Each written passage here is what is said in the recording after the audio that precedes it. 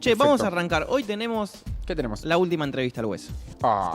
Esta la venía esperando desde que dijiste que arrancaban las entrevistas ¿Sí? al hueso, la venía esperando. Sí. Bueno, Sí. me alegra. Hoy es la última entrevista al hueso y la de hoy es una especial. Es una entrevista especial. Más allá de ser la última, creo que esta columna un poco fue hecha para hacer esta entrevista. Es la excusa para hacer esta entrevista. Era lo que sospechábamos. Era la que sospechaban. Bueno, uno de los momentos más oscuros de nuestra historia nos dio cientos de testimonios. Cientos de testimonios de gente que sobrevivió, de madres que buscaban a sus hijos, de abuelas que también buscaban a sus nietos, de nietos encontrados también. Pero también nos dio otro lado, otros testimonios. Y hoy vamos a hablar con alguien que nos va a contar un poco sobre su historia. Hoy en Entrevistas al Hueso queremos conocer quizás otro lado de la historia. Y vamos a hablar con Lizzy Raggio. Ella es psicóloga y es hija de un genocida. Quisiera que pongamos una foto. Tenemos una foto por ahí para poner. Esa es una foto de una marcha del grupo Historias Desobedientes. En la bandera, bueno, vemos que dice hijas, hijos y familiares de genocidas por la memoria, la verdad y la justicia. Es linda esta foto también porque podemos ver quizás la reacción de la gente. Esa marcha es la marcha del 24 de marzo. Todos sabemos qué es lo que se conmemora el 24 de marzo en nuestro país. Obvio. En esa foto vemos también la reacción de la gente y bueno, ahora le vamos a preguntar un poco a la entrevistada que nos cuente un poco, que la tenemos acá con nosotros en la mesa. Hola, Lizzy. Hola, Buenas. bienvenida, Lizzy. ¿Tiene mic habilitado? No la escuchamos nosotros. Acércate un poquito más a ver. Bueno, ¿ahí me escuchan? Ahora sí, Ahí va. ahí está. Perfecto. Quiero arrancar con la primera pregunta, que es, ¿cómo preferís que te diga hoy? ¿Lizzy, Elizabeth o mamá? Lo dejo a tu criterio, Ahí está. como vos te sientas más cómodo. Bueno, ahí está. Ya, entonces, blanqueamos un poquito para arrancar así tranquilos. Quiero preguntarte, Ma, ¿qué te acordás de tu relación con el abuelo cuando eras chica? ¿Cómo era la relación con tu papá? Era una muy buena relación. Yo, una de las cosas que destaco y que es lo que en todo caso dificultó todo el recorrido que he hecho, es que he amado mucho a mi padre. Como padre ha sido un buen padre. Bueno, lo que hizo como hombre es otra cuestión. Pero tengo hermosos recuerdos de él. ¿Él qué era? Él pertenecía al Servicio de Inteligencia de la provincia de Buenos Aires. Ok. Y cuando empieza la dictadura, vos tenías 16. Todavía no había cumplido los 16. ¿Entendías más o menos qué era lo que pasaba? ¿Tenías una noción a esa edad? No. Sí teníamos un discurso de que había peligro, que había enemigos, el relato de la guerra y el relato de los dos demonios, eso teníamos. Ok. Quiero que vayamos un poco a tu infancia, cuando vos eras chica. ¿Veías algo extraño quizás o notabas ciertos comportamientos, algo en tu casa que fuera diferente a lo que podías ver en otros lados? No. De hecho, no sé, por alguna razón tampoco me lo preguntaba si en casa habían armas. Eran cosas que vos veías. Eran cosas que habían, o que por ahí venían camaradas de él y por ahí han estado con las armas, no sé, limpiando armas. Claro. O en el auto, que en el auto había por ahí una ametralladora o una granada. Eso sí. Wow. Claro. O ir yo a la brigada. ¿Cómo? Ir vos. O ir yo a la brigada. Y por alguna razón salir de la escuela y tener que quedarme un rato ahí. Claro. ¿Te acordás qué se hablaba en tu casa en esos días cuando arranca la dictadura, cuando empieza la dictadura? ¿Qué se hablaba en tu casa en esos días? ¿Podías escuchar un poco de qué se corría? ¿O no le dabas Que tanta- estaba todo mal. Además había un discurso de peligro. No se le podía abrir la puerta a cualquiera. Si llegaba a venir un paquete, el paquete no se tocaba. Obviamente no abrirle la puerta a nadie.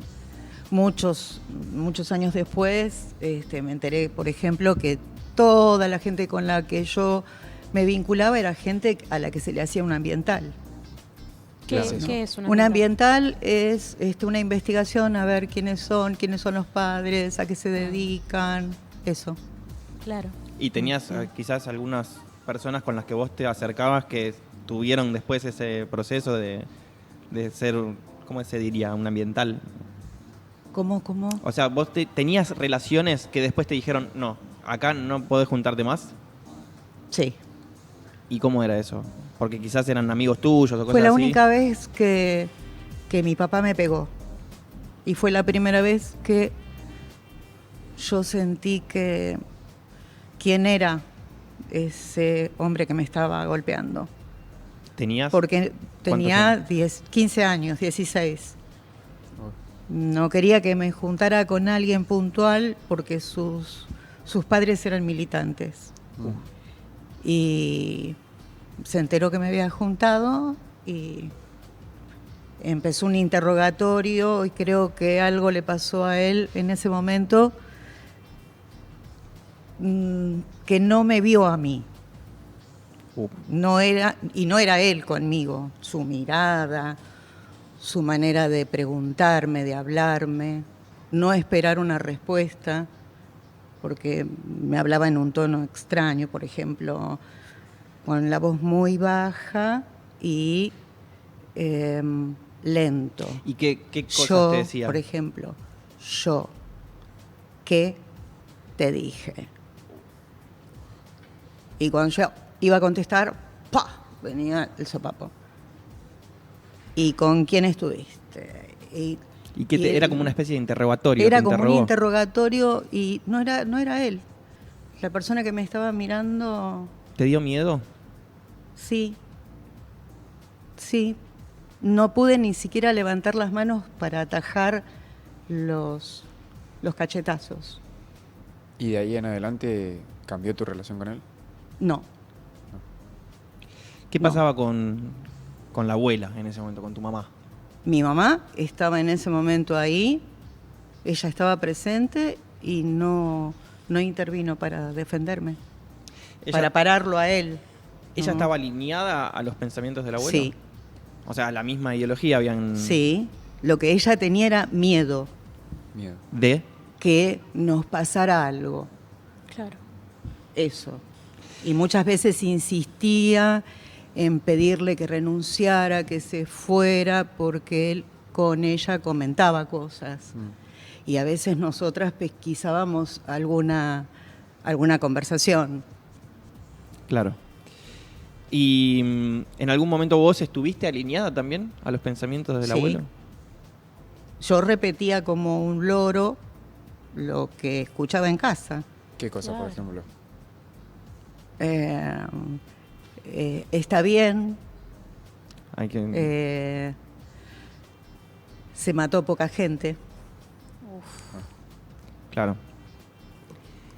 De esta frase puntualmente, yo he tenido que hacer un trabajo muy profundo conmigo, porque hoy todavía es algo que a mí me cuesta repetir.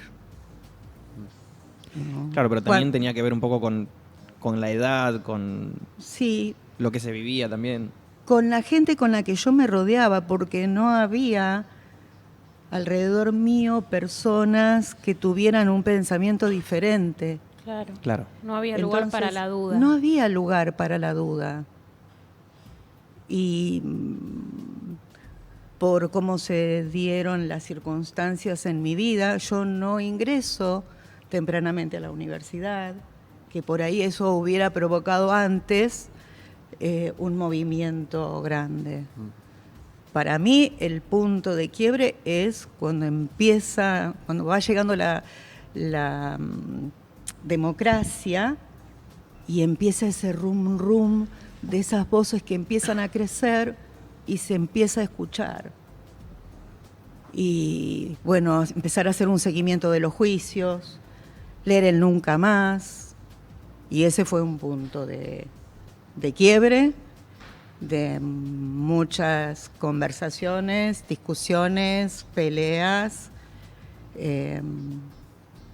y de replanteamientos míos, ¿no? Sobre también quién era yo, dónde estaba yo parada. Recién decías esto de los lugares y el entorno en el que vos estabas, que también te llevaba quizás en esa época, antes de haberte formado y demás, a repetir algunas cosas. ¿Cuál era el entorno, aparte del abuelo y la abuela? ¿Habían otras personas que también te hacían llevar a ese pensamiento? No sé, ¿has conocido...? No había alrededor nuestro gente que tuviera un pensamiento distinto. No había gente y no estaba que permitido dijera, tampoco. No, simplemente que todas las personas con las que teníamos vínculos, que venían a casa, eran personas que, bueno, o estaban alineados o no... no se hablaba de política. En los grupos en los que yo me movía no había conversaciones sobre política. Ahora, yo escuchaba, por ejemplo, a Mercedes Sosa. Claro. ¿Y en tu casa? En mi casa. ¿Y cuál era la reacción? Eso? ¿Entendías de qué se hablaba? Yo creo que no, lo entendí después. ¿Cuándo fue que a vos te cae la ficha de todo lo que tu viejo estaba haciendo, en qué estaba metido? Cuando aparece el Nunca Más, aparecen los juicios, cuando la gente tiene acceso a un micrófono para contar lo que les pasaba, ¿no? Claro. ¿Y cómo fue para vos? Y fue terrible, porque para mí, mi papá era el muchachito bueno de la película, y los otros eran los malos. Y entonces empezar a hacer preguntas. ¿Vos qué hiciste? ¿Vos qué hiciste? ¿Vos torturaste? ¿Y cuál Eso era la respuesta? algo... Él, las respuestas de él las llevaba para otro lado, que era que yo, como a muchos de los desobedientes, porque esto era algo que era repetido cuando nos encontramos los desobedientes, vos con esto comiste, te vestiste, estudiaste, no preguntaste ahí de dónde venía el dinero. ¿Te gustó? ¿No? Entonces era como una complicidad, ser cómplices, ser parte de... Tengan en cuenta que, por ejemplo, Historias desobedientes aparece en el 2017. ¿Qué es Historias desobedientes? Historias desobedientes es un colectivo que nuclea hijas, hijos y familiares de genocidas que no acuerdan con lo que han hecho sus familiares y luchan por la memoria, la verdad y la justicia. Así como Asamblea Desobedientes, que es otro grupo que también se formó. ¿Cómo luchan por la justicia? ¿Cómo? Una de las cosas por las que se trabajó fue intentar poder crear, se presentó un proyecto de ley para que los hijos de los genocidas pudieran declarar en contra de sus padres si tenían información. ¿Antes no podían? No podías, no era un testimonio válido. ¿A vos te tocó? No. Mi padre murió impune, sin ser juzgado. ¿Alguna vez hablaste algo con el abuelo? ¿Te contó algo que haya hecho? ¿Se pudo él abrir en algún momento y decirte? ¿Confesar algo quizás? Porque sabemos que la mayor parte de las cosas se las llevó con él. Él se llevó todo con él. Y hasta el último momento que él estuvo consciente, el pedido hacia él fue que me diera la información que él tuviera, libretas, datos. La insistencia era, hay gente que todavía está buscando a sus seres queridos, que tienen derecho a saber qué pasó, que puedan enterrar a sus seres queridos. Y no. no hubo forma. Y mi propuesta hacia él era: yo te traigo un cura, un psicólogo y un juez o un fiscal, alguien para que vos presentes en la justicia. Porque para mí como hija era absolutamente insoportable escucharlo a él hablar de determinadas cosas. Cuando él intentaba contar alguna anécdota, yo no. En algún momento, cuando vos eras chica, estos miedos que tenía la abuela quizás a lo que se dedicaba tu papá, ¿vos tenías miedo cuando salías a la calle o un poco tenías la tranquilidad de saber que vos estabas cubierta, digamos, en cierto punto? No, yo no tenía miedo. No. ¿Te pasó no. algo alguna vez como para justificar el miedo de No, la abuela? No, pero hubo en una oportunidad una escena, una de mis hermanas sale de la escuela, estaba en 7º grado, llega a la estación, tenía que tomar el tren y hacer 2 estaciones hasta llegar a casa, y tenía vencido el pase escolar. Y no la deja el guarda subir al tren. Entonces se pone a llorar, se acerca a la ventanilla de la estación y entonces ahí la contienen, le dan un teléfono para que ella llame. Ella llama a la brigada, habla con mi papá y le dice que no la dejan viajar, que está. Mi papá le pregunta: ¿a dónde estás? Estoy en Hurlingham. ¿En dónde? En la estación de Hurlingham, y no me dejan viajar, y cortó. Uf. Al ratito, la estación de Hurlingham estaba llena de gente. Que una de las cosas que mi papá decía era que, por suerte, mi hermana, el señor que sale con mi hermana, no la iba tocando. No la llevaba de la mano, no le había puesto una mano en... Claro, el que lo acompaña a la puerta, digamos, del... El que la acompaña... que trabajaba que trabajaba ahí en la estación, sale caminando con ella y ella sonriente, ¿no? Entonces le hacía así a mi papá y estaban todos con las puertas abiertas de los autos y con las ametralladoras abajo. Ese hombre hubiera tenido, pobre, un problema. Sí, No. sin solución. Sin solución, sin retorno. Sin retorno. ¿Cómo te llevas con el humor? ¿Hay algo que no... que la otra vez lo habíamos entrevistado a Juan Ignacio Filardi, que es sobreviviente de Cromañón, y le hice la misma pregunta: ¿cómo se lleva con el humor cuando son estos temas que son muy conocidos? ¿Podés permitirte hacer algún chiste o podés permitirte vos dejar que el humor sea parte de esa situación? Depende de qué. Por ejemplo, yo aclaro algo: yo hoy no estoy en Historias Desobedientes. Seguí después mi recorrido por otros lugares. Pero un chiste que circulaba mucho era: más solo que integrante de Historias Desobedientes en Nochebuena. Claro. ¿No? Por esto de que para muchos esto generó un quiebre con sus familias. Claro, porque éramos cortaban como el las contacto. ovejas negras, ¿no? Chistes por ese lado, sí. Más de humor negro ya no. No. Y menos humor que tenga que ver con que se haga algún chiste sobre los desaparecidos. Claro. O hace poco en casa hubo El que hice yo. un chiste donde en el chiste se involucraba un ¿Era el que hice yo? falcón, sí. Ah, sí. y un desaparecido. Y no, ese es un punto sobre el que yo jamás podría hacer un chiste. Acá entre nos. Estaba bueno, pero bueno, no lo voy a volver a hacer. Por favor. No. Cuando vos decís que cuando empezás a estudiar, ahí empieza a vos a abrirse un mundo en el que empezás a darte cuenta de determinadas cosas. Pero antes, No, ¿empezás no. a ver algunas cosas?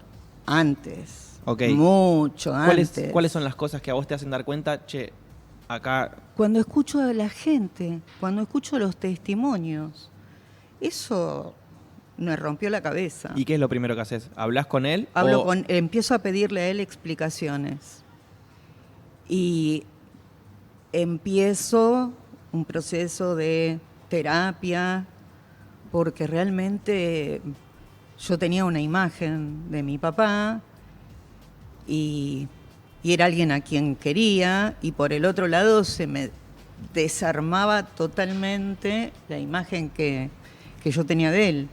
¿A terapia fuiste, te mandó tu familia, fuiste por No, voluntad fui propia? yo. ¿Y qué opinaban ellos? ¿Mi familia? Sí.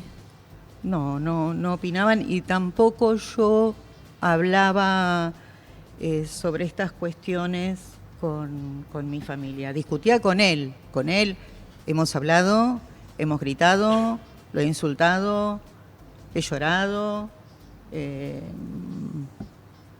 Hemos pasado por todas las instancias y ¿Lo perdonaste? él también me ha permitido. ¿Qué cosa? A él. Si le pudiste perdonar lo que representó para vos. Lo que hizo él a nivel histórico no tiene perdón, No. pero sí lo que provocó eso en vos.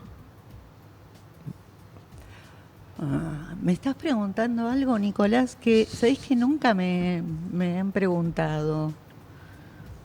Para mí es muy difícil porque yo tengo separado, disociado a mi papá, a papi, de el hombre que era fuera de casa. Ese que tuvo participación y responsabilidad en la desaparición de personas. Yo no puedo reconciliarme con eso. De ninguna manera.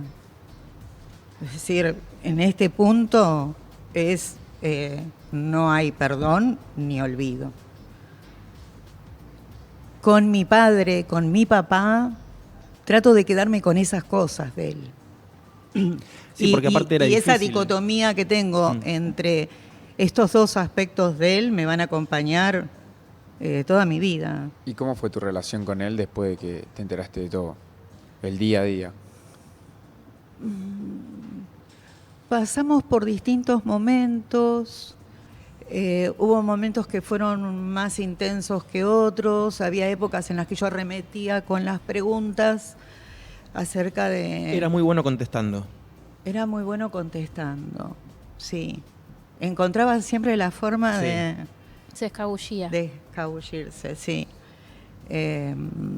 Hay una escena, una situación en la que uno de mis hijos ve una imagen de archivo de un 24 de marzo donde aparece mi papá de civil con una itaca en la mano haciendo el gesto de avancen, ¿no? Coordinando un operativo.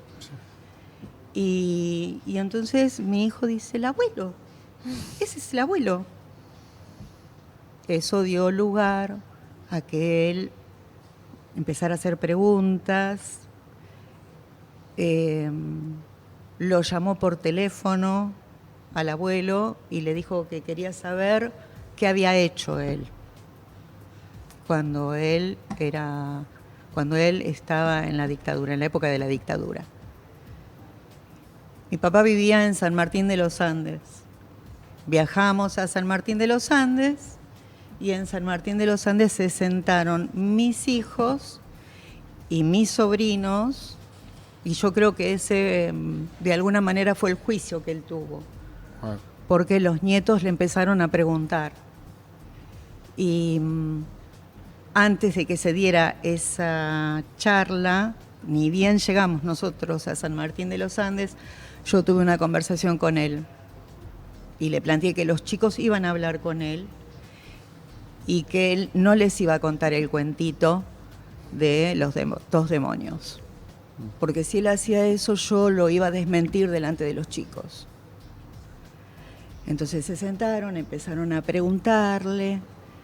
Uno de los chicos le preguntó, Si había ¿vos matado a alguien. mataste? ¿Vos mataste a alguien? Y la respuesta de él fue, bueno, si uno está en un enfrentamiento, uno dispara y no sabe si la bala del revólver de uno, Él usó la frase, las balas no tienen nombre. Las balas no tenían mi nombre. las balas no tenían mi nombre. ¿Vos te acordás, Nico, de eso? Sí, sí, sí. ¿Qué edad De eso. tenías? Y yo tenía 6 años, porque fue en el 2000 más o menos. Mm. 6 años. 7, perdón, 7. ¿Te acordás de ese momento? Sí, sí, sí, me acuerdo, me acuerdo. Me acuerdo también de haber hablado mucho con él, ya en el último tiempo de él, hablar mucho. Y lo sostuvo hasta el último momento, ¿eh? No tuvo como un arrepentimiento. De alguna cuestión, quizás alguna situación, sí, él había dicho de haber estado arrepentido de llevar una chica que la vio por el espejito retrovisor y le hizo Sí. acordar a vos porque tenía la misma edad, pero no tenía forma de bajarle del auto. Ya está. Sí, Eso fue lo que me dijo. sí, eso fue. Como quizás arrepentimiento. Y Después no. Después todo lo otro era convicción pura. Esto es algo que,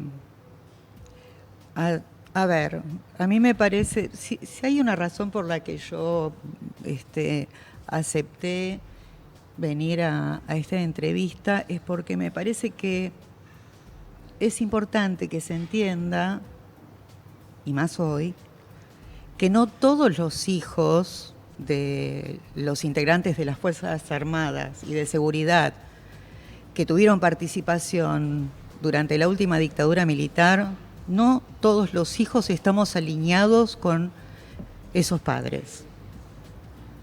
¿Sí? No todos entendemos que habría que hacer un revisionismo histórico y tirar por la borda todo el trabajo que han hecho los organismos de derechos humanos, ni tirar por la borda los juicios. A veces cuando yo escucho que mencionan a alguien, por ejemplo a la vicepresidenta, y entonces te dicen, y bueno, ¿qué querés? Es la cría, ¿no? Y me siento incómoda y me siento tocada porque muchos hijos hemos tenido que hacer un recorrido muy intenso, muy profundo para poder pararnos en otro lugar. No todos estamos de acuerdo, ¿no? Y me parece que es importante, como fue importante que apareciéramos, ¿no? Cuando vos entras a Historias Desobedientes, no habían marchado nunca todavía un 24. No. Era la primera vez. Claro, habían empezado con el 4 mujeres con el 2x1. Ah, cuando en el gobierno de y Macri ahí- dieron el 2x1. Sí, Que ahí explicame un participan poquitito. 4 mujeres. El 2x1 era el intento de la reducción de las sentencias y de la prisión para los genocidas. Entonces, para los genocidas y otros, pero esto estaba apuntado específicamente para los genocidas, era el beneficio. Y la gente salió, y entre la gente que salió, salieron un grupo de mujeres Que era la foto que teníamos por ahí. Si podemos poner de nuevo alguna de las esa fotos. foto que vos decís, Nicolás, Ahí está. esa es una marcha del 24, Ah. ellas ya habían salido y esa es la primera vez que yo marcho. Ah, ok. ¿Y cómo estabas esa vez? Estaba muy emocionada porque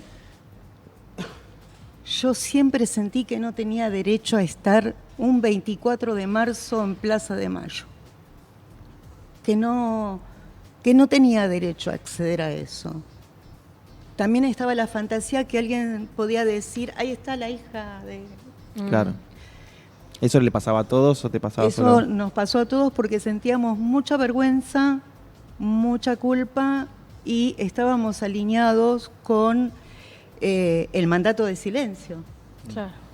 Si hay algo que ellos han podido sostener hasta hoy incluso, es el mandato de silencio. ¿Sentís ¿no? que tu participación en estas marchas y eso fue una forma también de compensar en cierta parte lo que no pudiste hacer cuando eras más chica? En realidad no, porque yo no tenía ninguna responsabilidad en lo que había hecho mi padre. No, claro, pero digo, quizás vos decías que te daba como cierta culpa ir un 24 ahí porque te podían señalar o algo. ¿Sentís que tú... Era la vergüenza. Mm, Y además porque una cosa que creo yo que se encargaron de hacer, que fue lo que permitió el mandato de silencio, que éramos todos cómplices. mm, Nicolás contó recién alguna vez que el abuelo le relató algún episodio, ¿no? No había nombre, ni lugar, ni fecha. Pero vos sabías que algo había pasado. A alguien se la habían llevado de la puerta de su casa. Entonces era una información que tenías, pero no tenías ningún otro dato más para aportar. Pero eras como cómplice, sabías eso. Sabías eso y no sabías nada. claro. ¿Entendés? En ese punto era la culpa y también la vergüenza. Mucho peso, ¿no? Sí. En la foto esa, que es la primer marcha, recién estábamos armando la bandera y hay una señora que está de espaldas que es la que se va acercando, ¿no? Y hay otra que está señalando con el dedo que empieza a acercarse. Los chicos ya habían estado hablando con nosotros, los que están sobre la vereda, y era muy impresionante la cara de la gente, el acercamiento. Era loco que una mujer con una foto pidiendo por su familiar se acercara y nos abrazara y nos diera las gracias. Eso, y llorar juntos, ¿no? Eso quería era... preguntarte, ¿cómo fue también el encuentro con hijos? ¿Tuviste encuentro con hijos de desaparecidos? Sí. De hecho, los tuve en la facultad. ¿Y ellos sabiendo quién eras vos? Estábamos haciendo un trabajo sobre adolescencia y una de las chicas era hija de desaparecidos y buscaba a su hermano. Y ella cuenta, estábamos en un café, todo el grupo, que teníamos que hacer ese trabajo, y ella relata su historia. Y yo sentía que yo también tenía algo para contar y que no decirlo, guardármelo, era un poco como jugarles por atrás. Entonces le dije a ella que yo quería contarle algo. Y le dije que yo era hija de un represor que había estado en la época de la dictadura. ¿Y cuál fue la reacción? ¿No? Y entonces ella me dijo, vos y yo podremos tomar un montón de cafés y pasar tardes enteras charlando y jamás podré sentarme con tu padre a tomar un café. ¿No? Porque yo lo que le decía a ella es, con el paso del tiempo, la figura de tus padres van creciendo y van creciendo como héroes. Y la de nuestros padres van cayendo en una bolsa negra, que esto era lo que yo le decía a mi papá, presentate, decí lo que sabés, ¿por qué quedarías vos en la misma bolsa que el resto? Si vos no fuiste tan malo, Claro. ¿no? O si vos te haces cargo de lo que vos hayas hecho, no, bueno, que sea la justicia la que decida y no quedes en la bolsa con, ¿no? Bueno, yo creía hasta un momento que bueno, que estaba esa posibilidad de que él hablara, ¿no? Pudiste también hablar no solamente con hijos, hablaste con Norita. Con Norita. Norita Cortiñas. Sí. Que uno quizás lo que espera de entrada es como que haya un juicio distinto, como que esperás que haya un ataque quizás o un... No quiero decir la palabra rivalidad porque no es rivalidad. No. Los organismos en un primer momento estaban muy desconcertados. Y el temor que tenían era que nuestra aparición tuviera que ver con algo vinculado a la reconciliación, hacemos las paces y acá estamos todos en paz. Y esa no era la idea, ¿no? Norita fue una de las personas que más apoyó tanto a Historias Desobedientes como a Asamblea Desobediente, que apareció después, como a los otros hijos que no se integraron en ningún grupo en particular, pero que sí formaban parte de lo que era esta movida, como Mariana Dopazo, por ejemplo, la hija de Chicolás, ¿no? Y con Norita un día estábamos tomando un té mientras esperábamos la llegada de las compañeras con las que ella iba a viajar a Córdoba a presentar un libro nuestro. Y entonces yo en un momento le digo, yo le quiero contar algo. Yo amé profundamente a mi papá y repudié profundamente lo que él hizo. Y ella me contestó, ¿y cómo no lo ibas a amar si era tu papá? Y creo que eso a mí terminó como de darme paz. Que Norita me dijera esto, ¿no? Y sí. ¿Te sentías culpable en cierta parte del cariño que le tienes a tu padre?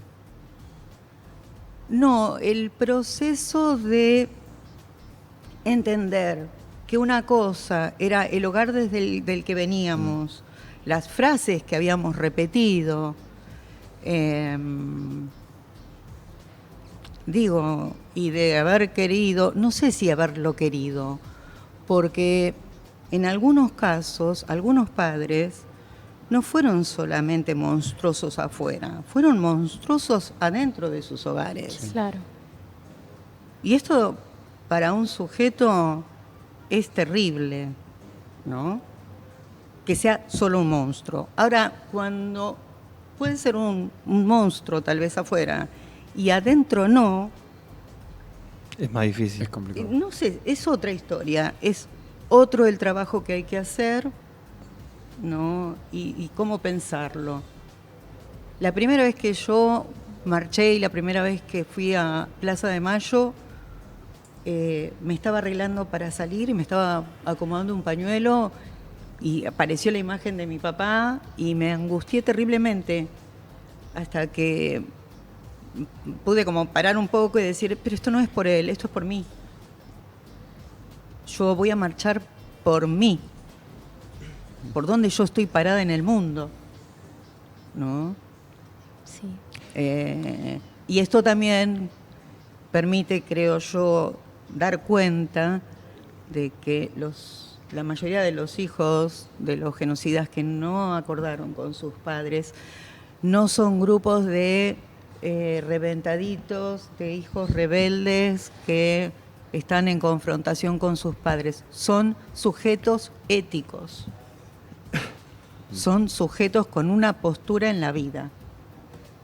Y por eso tal vez cada uno de nosotros, a su modo, a su estilo, puede hablar levantando la cara y mirando para adelante a quien sea, ¿no? Como vos, ahora mismo. Como yo. ¿Cómo Mis fue? hijos también, porque esto no es por mí, es por mí y es por ellos y es por mis nietos y por los que vienen después. Porque es como decía García Márquez en 100 años de soledad, hay estirpes que están condenadas a 100 años de soledad. Bueno, eso es lo que yo no quería para los míos. Claro. Que cargaran con mochilas que no les correspondían, ¿no? Voy a repetirme y voy a hacer lo que hago siempre, que es robarme a mí mismo y hacer la misma pregunta que hago siempre, pero porque me gusta, me parece que está buena, que es la Lizzy Raggio desobediente de hoy, a 2024. ¿Qué crees que podría decirle a aquella Lizzy que recién se estaba dando cuenta de de qué era lo que pasaba? Abrazarla. Abrazarla, calmarla,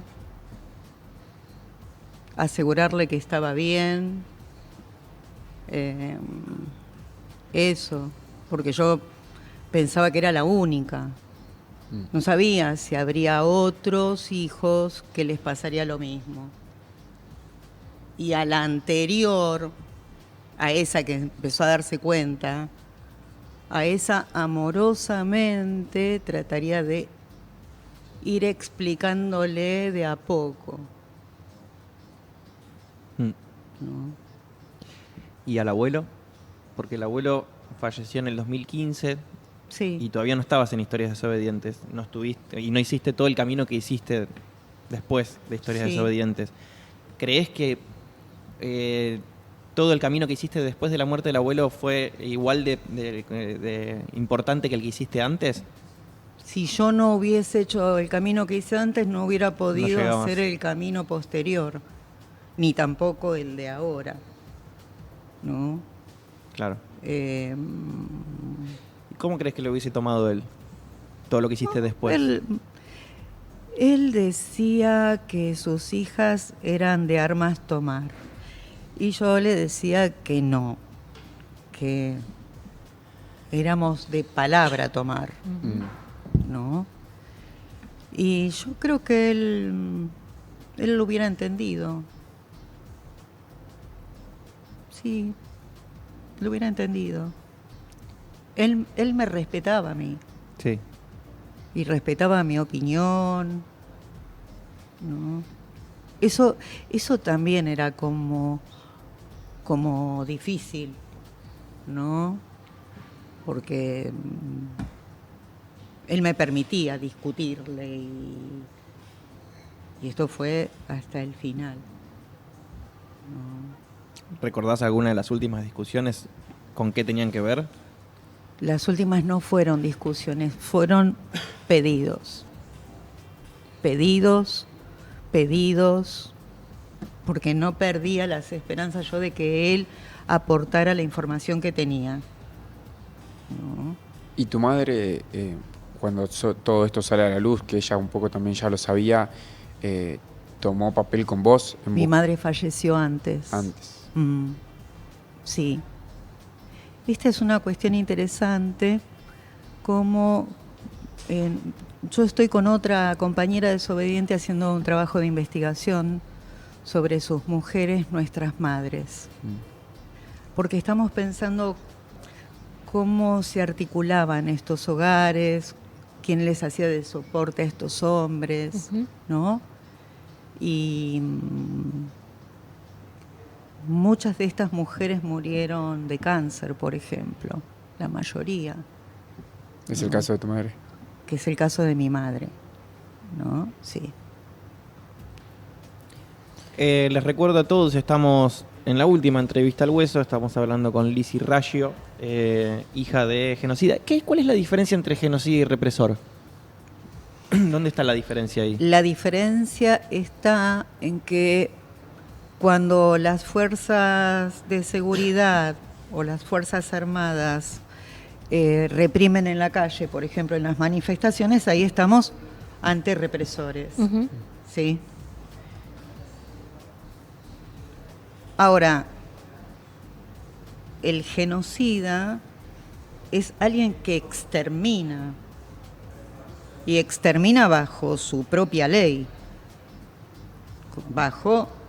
en el caso de la Argentina fue terrorismo de Estado, ¿sí? Sin juicios, era su ley, la ley del perverso. Sí. Okay. ¿No?